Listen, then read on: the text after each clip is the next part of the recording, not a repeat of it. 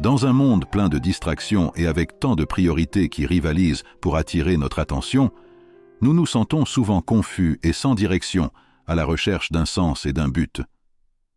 Aujourd'hui, nous allons entreprendre un voyage spécial pour redécouvrir l'importance de donner la priorité à Dieu dans nos vies. Si vous croyez que Dieu peut transformer votre réalité, je vous invite à marcher avec moi dans cette foi. Je ferai avec vous une prière sincère et pleine de foi, au nom puissant de Jésus. Restez avec nous jusqu'à la fin et ouvrez votre cœur pour recevoir les bénédictions qui viendront à travers cette prière. Mes chers amis, chercher Dieu n'est pas seulement une obligation religieuse ou une routine, mais un voyage passionnant et transformateur qui apporte la paix, la joie et des récompenses qui durent pour toujours.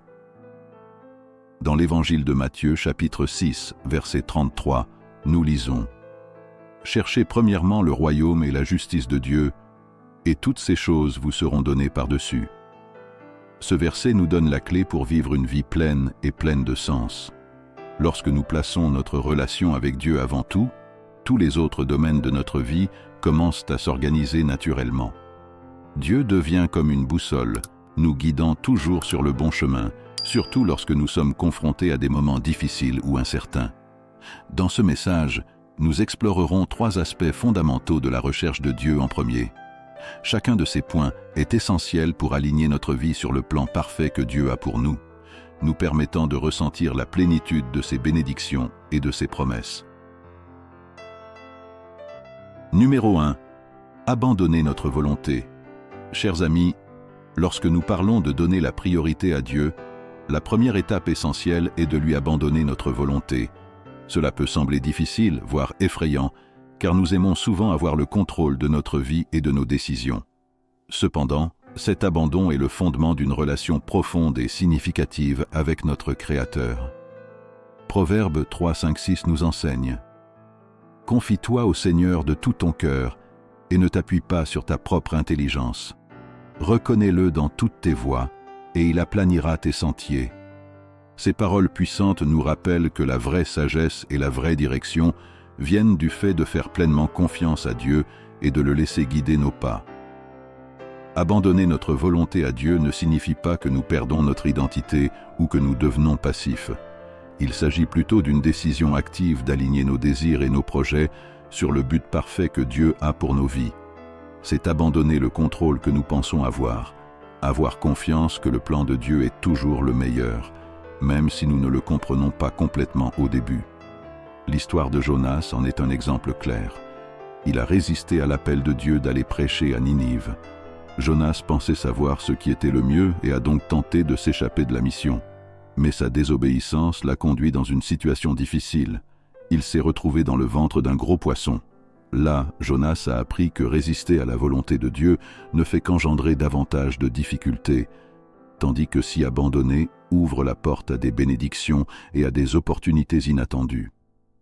Lorsqu'il s'est finalement rendu, Dieu l'a utilisé de manière puissante pour transformer la ville de Ninive.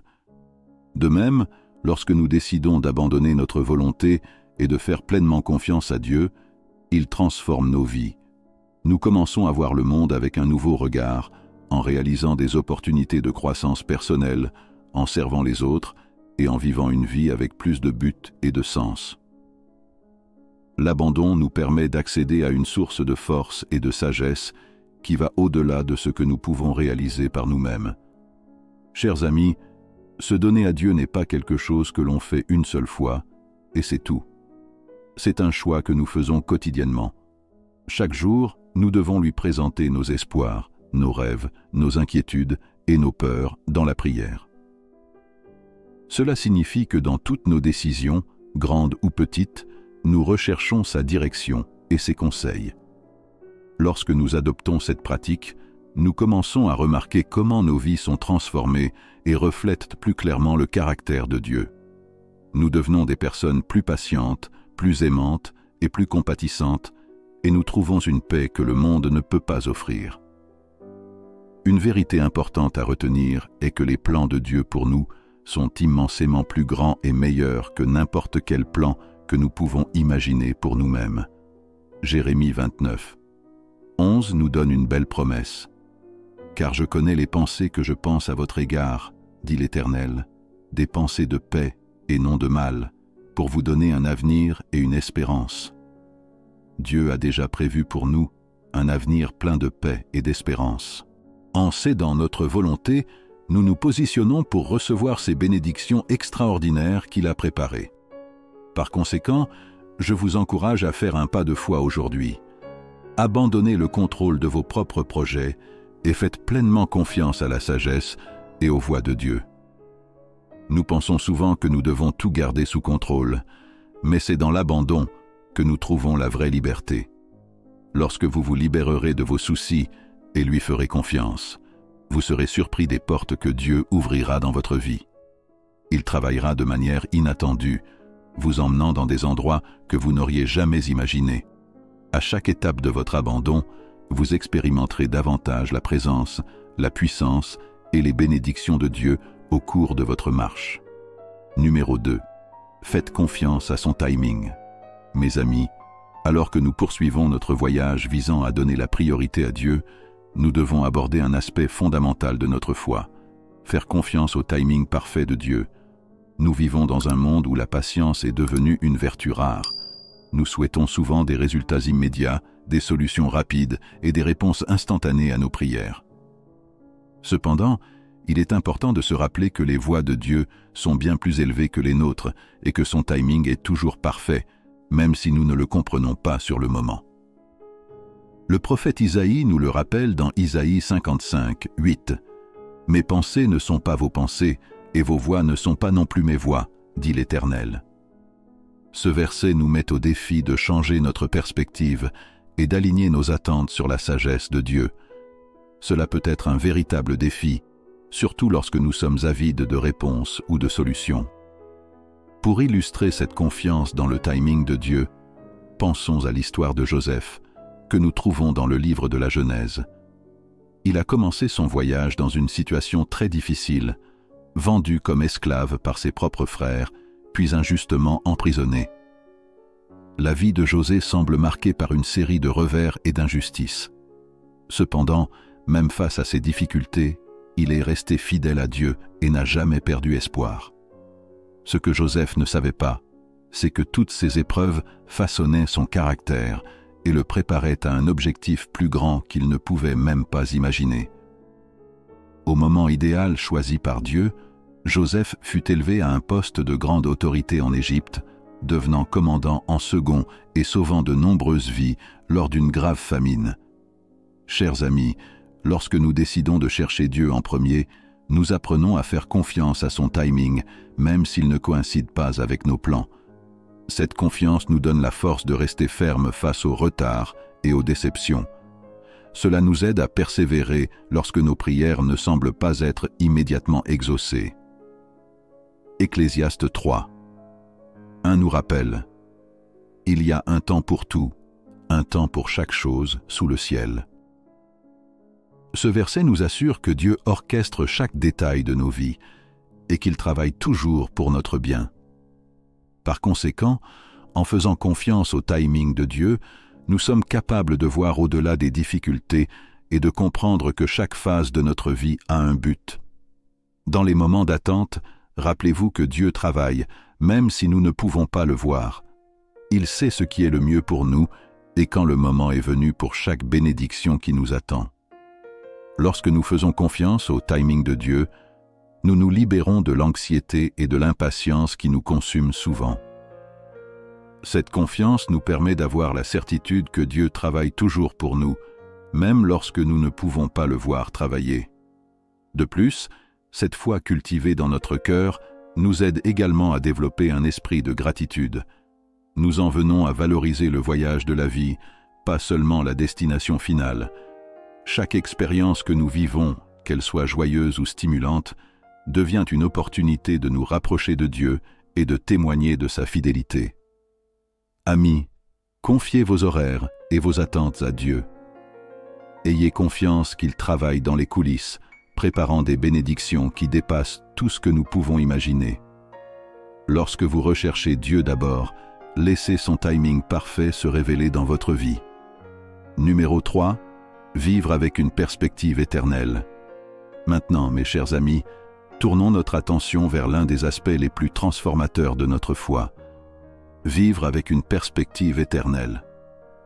Dans un monde souvent préoccupé par des problèmes éphémères et matériels, nous sommes appelés à fixer nos yeux sur les choses qui comptent vraiment, qui sont éternelles.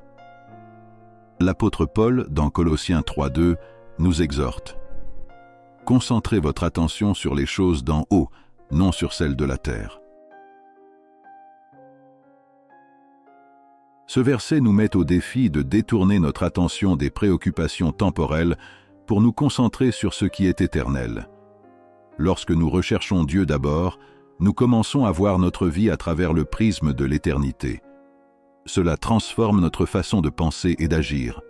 Nos priorités changent et nos décisions commencent à être guidées par une sagesse bien plus grande que la nôtre. Le but de notre vie devient plus clair. Nous cessons de vivre uniquement pour les plaisirs et les réalisations de ce monde et commençons à vivre pour la gloire de Dieu et l'impact que nous pouvons avoir dans son royaume. Vivre avec une perspective éternelle signifie que nous devenons plus conscients de la façon dont nos actions et nos choix affectent non seulement nos vies, mais aussi celles de ceux qui nous entourent, et l'éternité. Chaque petit acte de gentillesse, chaque geste d'amour et chaque mot d'espoir que nous partageons devient un investissement dans ce qui compte vraiment. Ainsi, en recherchant Dieu d'abord et en faisant confiance à son timing, nous pouvons nous engager dans une mission qui transcende notre existence temporaire et s'aligne sur le dessein éternel de Dieu. Prenons l'exemple de Moïse, qui a fait un choix important dans sa vie. Il a choisi de s'identifier au peuple de Dieu plutôt que de profiter des plaisirs temporaires qu'offrait le palais de Pharaon.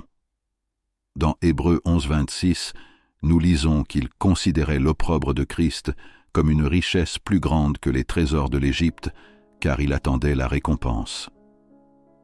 Moïse a compris la valeur des récompenses éternelles qui sont bien plus précieuses que n'importe quelle richesse qu'il pourrait accumuler dans ce monde. Mes amis, vivre avec une perspective éternelle ne signifie pas ignorer nos responsabilités quotidiennes, mais plutôt les aborder avec un nouvel état d'esprit. Cela signifie que notre travail devient une opportunité de glorifier Dieu et non seulement une tâche visant à gagner de l'argent. Nos relations deviennent des moyens de partager l'amour de Dieu avec les autres. Nos ressources sont considérées comme des outils pour faire progresser le royaume de Dieu et aider ceux qui en ont besoin. Cette perspective nous libère de la tyrannie du matérialisme qui nous emprisonne souvent et de la pression de nous conformer aux normes du monde qui nous entoure. L'apôtre Paul nous le rappelle dans 2 Corinthiens 4:18. « Nous ne regardons pas aux choses visibles, mais à celles qu'on ne voit pas, car les choses visibles sont temporaires, mais celles qu'on ne voit pas sont éternelles.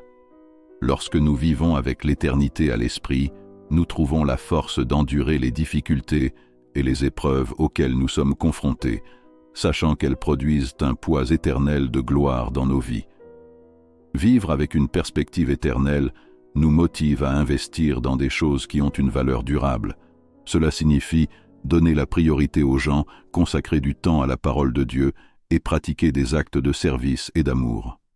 Lorsque nous faisons cela, nos vies deviennent le reflet de la bonté de Dieu, affectant non seulement nous-mêmes, mais aussi ceux qui nous entourent.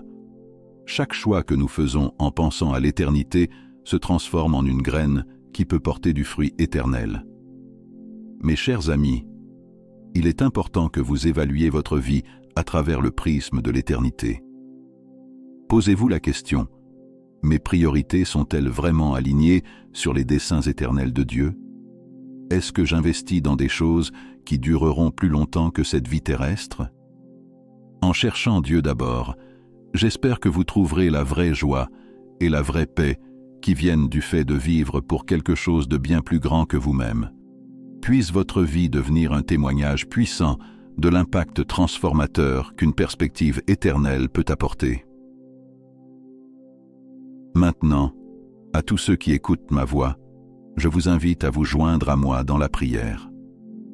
Je veux que vous priez cette prière avec moi, ou que vous l'écoutiez avec foi, afin que vous puissiez recevoir toutes les bénédictions qui proviennent de cette communication avec Dieu. tournons-nous ensemble vers notre Dieu céleste, miséricordieux et aimant. Père, Dieu Tout-Puissant, je me présente devant toi, Roi des rois et Seigneur des seigneurs. Tu es celui qui règne au-dessus de tous. Vous êtes l'alpha et l'oméga, le début et la fin. Je t'exalte, Seigneur, parce que tu es saint et juste, digne de toutes mes louanges. Tu es mon rocher, ma forteresse et mon libérateur. Tu es le donneur de vie, la source de toute sagesse et la lumière qui guide mon chemin. J'élève ton nom, ô Dieu, car il n'y a personne comme toi sur toute la terre. Merci, Père, pour ta grâce, ta miséricorde et ton amour sans fin. Je suis éternellement reconnaissant pour chaque bénédiction que vous versez dans ma vie. Je te remercie pour ta protection et ta provision, ainsi que pour ta présence constante qui m'entoure chaque jour. Puissé-je toujours me rappeler de reconnaître ces bénédictions et que ma vie reflète la gratitude que je ressens pour toi. Puissé-je continuer à vivre dans ton amour et à servir les autres, en leur montrant à quel point tu es merveilleux. Amen. Seigneur miséricordieux, je viens à toi pour te demander pardon pour les péchés que j'ai commis contre toi. Purifie-moi de toute injustice et purifie mon cœur de tout ce qui ne te plaît pas. En ce moment, je pardonne aussi à ceux qui m'ont blessé. Je remets ces chagrins entre tes mains, tout comme tu m'as pardonné. Père, je cherche à te mettre en premier dans tous les domaines de ma vie. Je t'abandonne mes projets, mes désirs et mes ambitions, parce que j'ai confiance que tu as un plan parfait pour moi. Aide-moi à te faire confiance de tout mon cœur et à ne pas m'appuyer sur ma propre compréhension. Je déclare que tu es ma priorité et je choisis de rechercher ton royaume et ta justice par-dessus tout. Au nom de Jésus, je réprimande toute distraction et tout esprit de confusion qui cherche à détourner mon attention de toi. Je lie tout esprit de peur et d'anxiété qui cherche à obscurcir mon esprit et à m'empêcher de m'abandonner complètement à ta volonté. Je décrète et déclare que tu es mon premier amour, ma plus grande quête et ma plus grande joie. Je te place au centre de ma vie, sachant que lorsque je te cherche en premier, tout le reste se met en place. Seigneur, je prie pour que tes bénédictions débordent dans ma vie et dans celle de mes proches. Je demande que ton pouvoir de guérison touche chaque zone de mon corps, de mon esprit et de mon esprit. Je déclare la guérison, au nom de Jésus, de toute maladie, douleur, inconfort et maladie. Au nom de Jésus, je lie toute attaque de l'ennemi, tout esprit de maladie, de dépression et d'oppression. Je parle de paix, de force et d'intégrité dans ma vie et celle de mes proches. Que tes promesses s'accomplissent dans nos vies et puissions-nous expérimenter chaque jour la plénitude de ton amour et de ta grâce. Amen. Protège-nous, Seigneur, de tout plan de l'ennemi. Couvre-nous de tes ailes et protège-nous du mal et du danger. Que vos anges campent autour de nous et nous protègent dans toutes nos voies, nous gardant de tout mal. Seigneur, alors que je dis cette prière avec tous ceux qui m'écoutent, je suis immensément reconnaissant pour chaque cœur qui s'ouvre devant toi en ce moment. Nous sommes unis dans la foi, nous élevant les uns les autres et recherchant ta face de tout notre cœur. Nous prions pour avoir des conseils, de la sagesse et de la force, afin que nous puissions vous donner la priorité dans tout ce que nous faisons. Que ton Saint-Esprit nous remplisse de ta présence et nous guide sur le chemin que nous devons suivre. Éternel, nous revendiquons la victoire dans chaque bataille à laquelle nous sommes confrontés et déclarons que nous sommes plus que vainqueurs par le Christ, qui nous aime profondément. Nous te remercions, Seigneur, pour la guérison et la protection que tu nous accordes en ce moment. Nous demandons ta direction continue, alors que nous cherchons à marcher dans tes voies et à suivre ta volonté, car à toi appartiennent le royaume, la puissance et la gloire pour toujours et à jamais. Merci, Seigneur, d'avoir entendu et répondu à notre prière. Que notre foi soit renouvelée et que nous puissions continuer à avoir confiance en toi chaque jour. Au nom puissant de Jésus, je prie. Amen.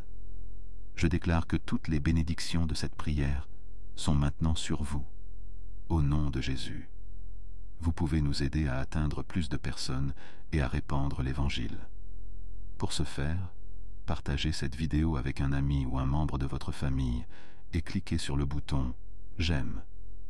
N'oubliez pas de vous abonner à notre chaîne « Prière quotidienne de Jésus » pour plus de vidéos qui ne manqueront pas de bénir votre cœur et d'élever votre esprit. Nous apprécions vraiment votre soutien. N'oubliez pas que vous avez la chance d'être une bénédiction. N'hésitez pas à laisser votre demande de prière dans la section « Commentaires » afin que nous puissions les présenter devant Dieu, en quête de ses bénédictions et de ses victoires. D'autres croyants, tant sur la plateforme YouTube que dans le monde entier, peuvent nous rejoindre et commencer à prier pour vous dès maintenant. Restez dans la foi avec nous, et à Dieu toute la gloire. Que la grâce et la paix de notre Seigneur Jésus-Christ soient avec vous tous. Puisse chacun ressentir sa présence dans sa vie, et puissions-nous tous grandir ensemble dans l'amour et l'unité.